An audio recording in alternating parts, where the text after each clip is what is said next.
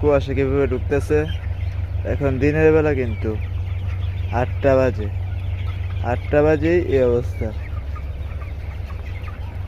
এই যে কুয়াশা, পর্দা টর্দা তোলাটা মুশকিল। এই যে শীতকাল, শীতকালে মুরগি পালা যে কত কষ্ট, সেটা যারা নাকি এই শীতকালে মুরগি পালে তারা একমাত্র বলতে পারবে।